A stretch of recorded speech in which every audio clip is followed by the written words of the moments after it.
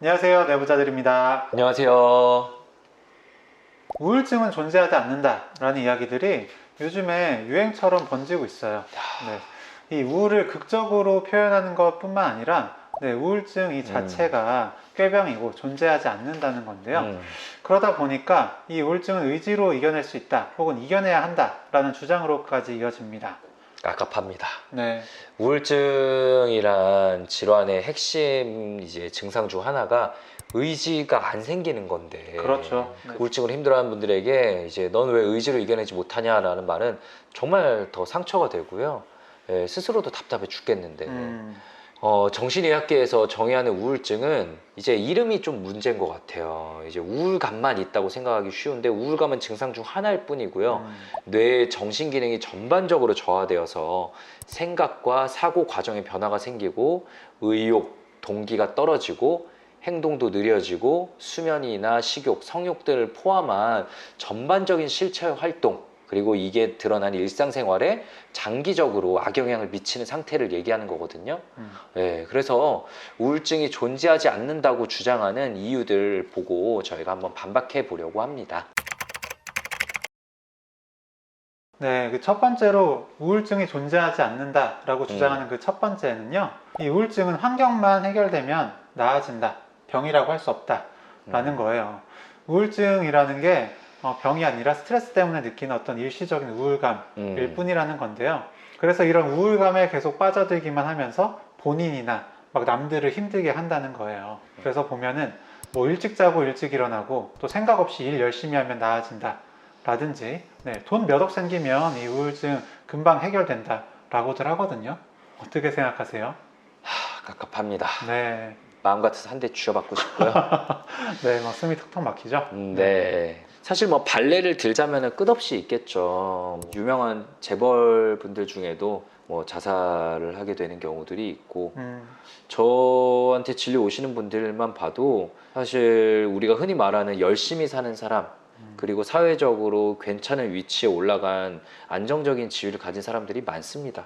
대기업에 다니시거나 전문직이거나 뭐 공기관에 있거나 고위 공무원이거나 이런 분들도 당연히 누구나 우울증에 걸릴 수가 있어요.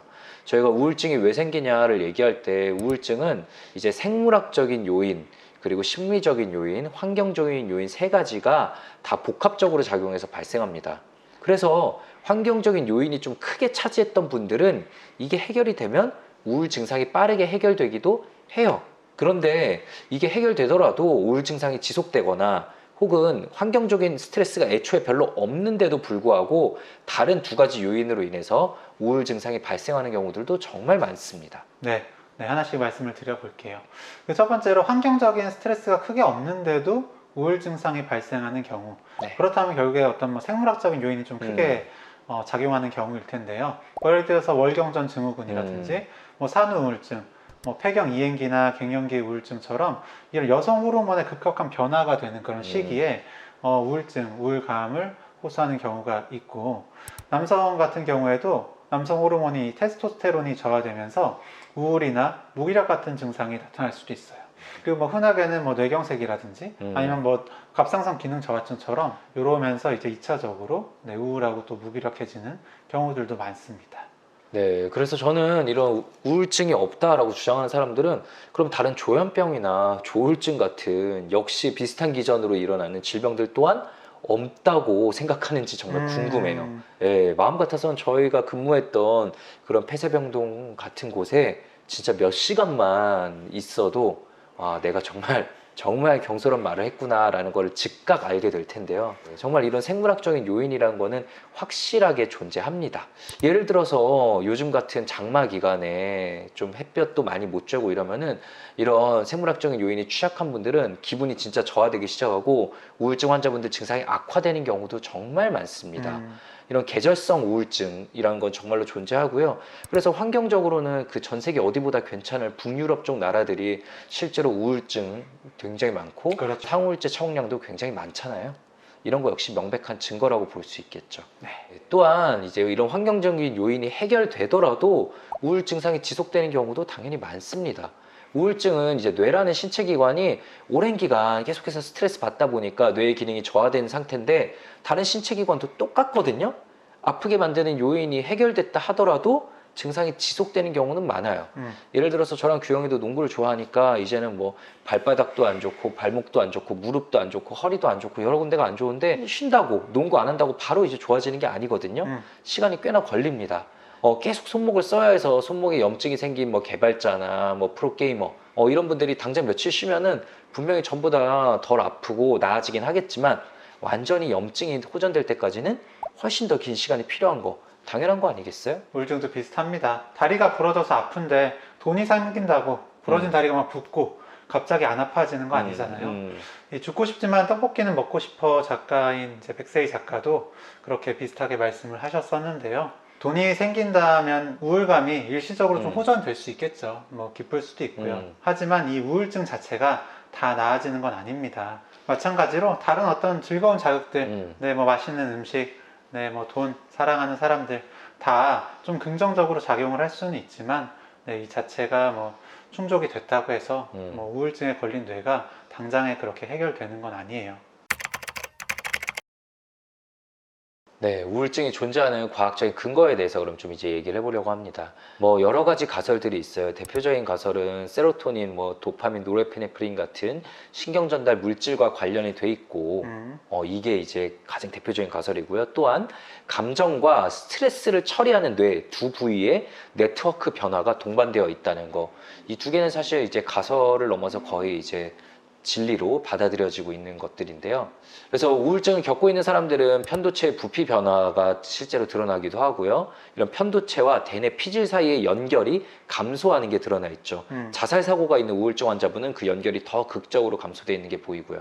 그래서 나쁜 감정, 나쁜 기억과 관련돼서 감정을 유발하는 부정적인 감정을 유발하는 편도체는 되게 예민해져 있는데 여기서 비롯된 감정들을 이제 좀 적절히 끊어주거나 재처리를 해줘야 되는 전전두엽 쪽의 기능은 많이 떨어져 있기 때문에 부정적인 감정과 사고가 끊기지 않고 계속 꼬리에 꼬리를 이어가면서 점점 더 우울감을 심하게 만드는 거죠. 이런 네트워크의 변화들이 다 뇌과학적으로 네, 지금 밝혀지고 있습니다. 또 이 아래에 보이는 이 사진은요, 그 펫이라는 이제 어떤 신체 기관의 활성도를 보는 그런 검사인데요. 보시면 이제 이렇게 우울증에 걸린 뇌는 그렇지 않은 상태의 뇌에 비해서 전체적인 활성도가 저하되어 있는 것을 볼 수 있죠. 이런 식으로 우울 증상하고 어떤 뇌의 기능 변화, 뭐 부피 변화, 네트워크의 변화들은 계속해서 밝혀지고 있습니다. 결국 이런 다양한 뇌의 변화들이 우울증 증상을 만들어냅니다.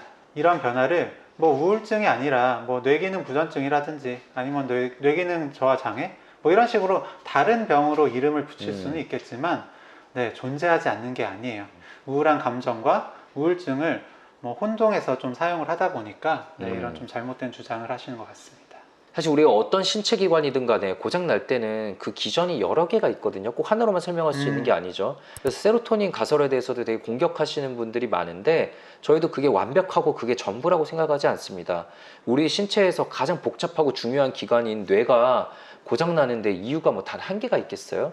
세로토닌 가설일 수도 있고 뇌의 구조적인 변화일 수도 있고 아니면은 염증 반응으로 설명하기도 하고요. 요즘은 장뇌 연결, 그래서 장 속의 미생물의 변화를 통해서 그게 우울증이 유발된다라는 여러 가지 가설들이 계속해서 밝혀지고 있습니다. 네, 그 중에 하나 이제 염증 반응에 대해서 또 간단하게 말씀드려보면 염증에 걸린 마음이라는 책을 보면은 이제 사이토카인이라고 부르는 우리 혈액 속에 염증 단백질이 있어요. 그래서 우리 혈액 속에 있는 것들은 사실 뇌로 쉽게 그냥 다 전달되지 않도록 혈뇌 장벽이라는 게 있는데 사이토카인이라는 게 이거를 뚫고 몸에서 염증이 뇌와 마음으로 신호를 보낼 수 있다라는 게 이제 밝혀졌다고 합니다. 그래서 우리 몸의 염증 상태가 안 좋을 때 이 면역계가 위협을 각성하는 이런 수준이 되면은 우리의 기분 그리고 생각하는 내용에도 직접적으로 영향을 미친다는 게 밝혀졌고요. 그래서 몇몇 연구들에 의하면은 엔세이드 같은 염증을 줄일 수 있는 소염제를 먹으면은 실제로 우울감이 호전되기도 한다라는 연구 결과가 있기도 합니다. 맞아요. 당뇨도 인슐린이라는 물질이 부족하거나 혹은 이제 인슐린이 작동하는데 문제가 생기는 그런 질환이잖아요. 근데 이 당뇨 역시도 원인이 명확하게 밝혀졌냐 하면 그렇지 않아요. 유전적인 원인에 어떤 뭐 고량, 뭐 비만, 아니면 스트레스, 뭐 임신, 뭐 감염, 약물 같은 어떤 환경적인 요인이 이제 작용을 해서 생긴다고 알려져 있긴 하지만 이게 완전히 밝혀지진 않았거든요. 우울증 역시도 이 원인이 완벽하게 밝혀지지 않았다고 해서 이렇게 허상이고 허구고 그렇게 주장하는 건 근거가 굉장히 빈약하다 할 수 있겠습니다. 물론 뭐 이런 얘기는 기존에 저희뿐만 아니라 많은 곳에서 한 얘기인데, 그럼에도 불구하고 뭐 항우울제를 복용해도 증상이 나아지지 않으니까 우울증 없는 거다 이렇게 나오는 경우들이 있는데, 물론 항우울제가 만능이 절대로 아닙니다. 반응하지 않은 경우도 있고요. 아까 말씀드린 것처럼 세로토닌 가설로 설명할 수 없는 우울증들도 분명히 있는 것 같아요. 네. 저희가 볼 땐 또 세로토닌 계열의 항우울제 아무리 써도 안 낫다가 도파민을 좀 건드리는 약을 쓰면 확 좋아지시는 분들도 있고요. 분명 같은 우울증이라는 카테고리 안에서도 환자분들이 다 다르다는 걸 느낍니다. 그럼에도 불구하고 어쨌든 항우울제가 뇌의 기능 변화에 영향을 주었다는 이런 과학적인 근거들도 많이 있거든요. 그래서 여기 나오는 이 사진은 실제로 환자분들에게 세로토닌과 노르에피네프린 같은 신경 전달 물질을 건드리는 항우울제를 썼더니 뚜렷하게 뇌 기능의 변화가 나타나는 연구 결과가 보이고 있고요. 실제로 대뇌 피질 두께 자체에도 변화가 나타났다고 합니다.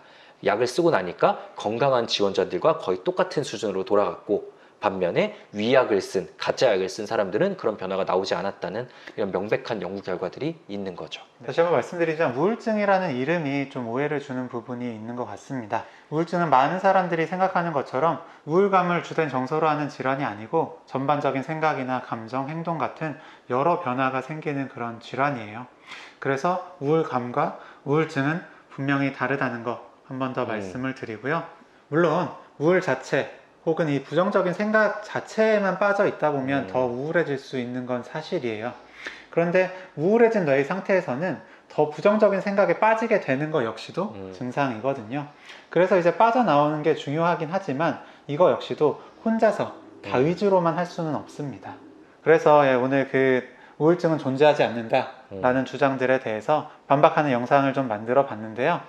또 이제 주장하는 내용 중에 세로토닌 가설 이거 문제 있는 거 아니냐 라면서 주장하는 부분이 있어요. 네, 실제로 많은 분들이 또 궁금해하실 내용이기도 하죠. 네, 그래서 세로토닌 가설에 대해서 또 한 번 더 영상으로 만들어 보려고 하니까 그 영상도 함께 시청해 주시면 감사하겠습니다. 어쨌든 이번 기회로 우울증에 대해서 더 자세히 알고 힘든 분들이 자책하지 않고 치료도 잘 받으셨으면 좋겠습니다. 감사합니다. 감사합니다. 오늘 영상 조금이라도 재밌고 유익하셨다면 구독, 좋아요, 댓글 쓰기, 알림 설정까지 꼭 부탁드립니다. 감사합니다. 감사합니다.